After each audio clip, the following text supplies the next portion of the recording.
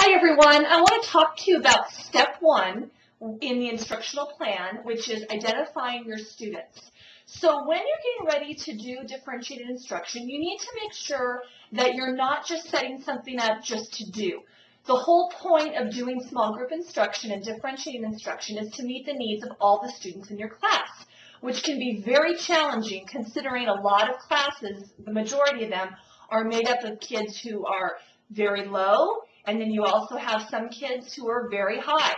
I experienced that when I taught a 3-4 combination. I had very high third graders and very low fourth graders. So it's a challenge when you have that wide of a spectrum. So you have to be able, before you do anything, to identify your students. And here's how you do that. You do that through assessments. You are not going to know what exactly a student needs by just your gut or what you think they might need. You need an assessment. It's the same thing when you go to the doctor's office. If you're sick, you don't want to go into a doctor's office and them to look at you and say, oh, I think you might have X, and not test for it.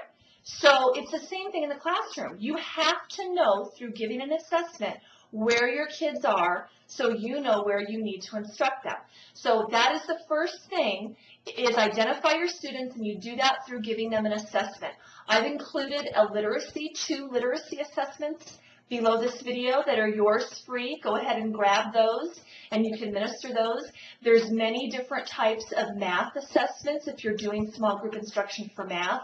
I know the majority of the time teachers do differentiated instruction for the reading block, and that's where most of the assessments basically are around reading, but there are math assessments out there if you're differentiating for math.